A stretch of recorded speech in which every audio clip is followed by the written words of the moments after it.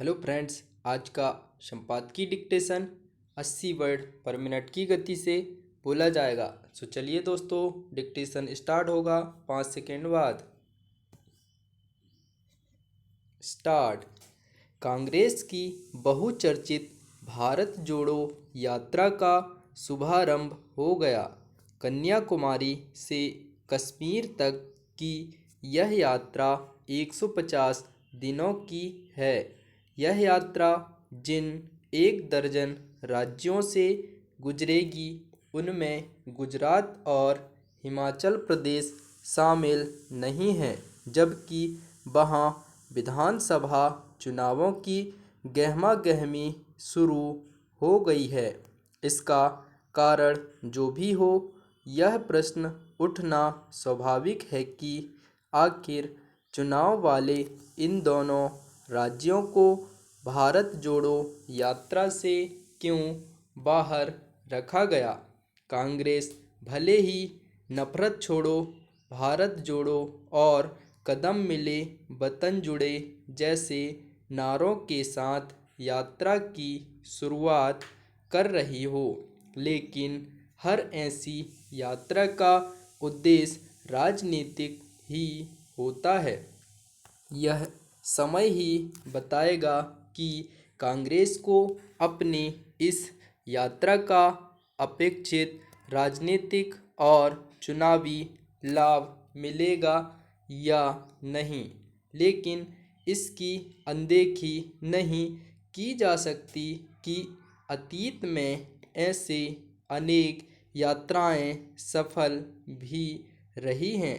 लाल कृष्ण आडवाणी की रथ यात्रा रही हो या फिर चंद्रबाबू नायडू और जगन मोहन रेड्डी की यात्राएं, इन यात्राओं से इन नेताओं को राजनीतिक लाभ मिला। वैसे यह आवश्यक नहीं कि हर ऐसी यात्रा सफल ही साबित हो। चंद्रशेखर ने प्रधानमंत्री बनने के पहले पदयात्रा निकाली थी, लेकिन वह राजनीतिक रूप से कोई बहुत सफल नहीं कही जा सकती। उनकी इस यात्रा का जब दिल्ली में समापन हुआ तो उसमें मुट्ठी भर लोग ही जुटे थे। वास्तव में इस तरह की यात्राओं की सफलता इस पर निर्भर करती है कि संबंधित नेता और दल जनता को वांछित संदेश देने और उसमें उत्साह जगाने में सफल रहता है या नहीं।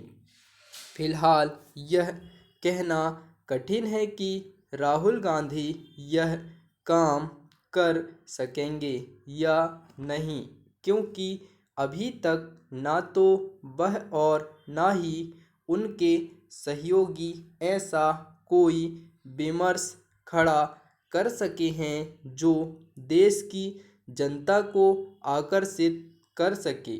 यदि इस यात्रा के जरिए राहुल गांधी अपने नेताओं और कार्यकर्ताओं में जोश भर सके तो यह भी एक उपलब्धि होगी, क्योंकि एक अरसे से जिस तरह एक के बाद एक नेता के पार्टी छोड़ने का सिलसिला कायम है, उससे कार्यकर्ताओं में निराशा का भाव नजर आता है। कांग्रेस की भारत छोड़ो यात्रा एक ऐसे समय हो रही है जब पार्टी के अध्यक्ष पद की चुनाव प्रक्रिया जारी है। इसे लेकर संशय व्याप्त है कि राहुल गांधी अध्यक्ष बनेंगे या नहीं। इसी तरह प्रश्न यह भी है कि राहुल गांधी के इनकार करने की स्थिति में अध्यक्ष कौन बनेगा। अच्छा होता कि अध्यक्ष पद की चुनाव प्रक्रिया पूरी हो जाने के बाद इस यात्रा का आयोजन किया जाता।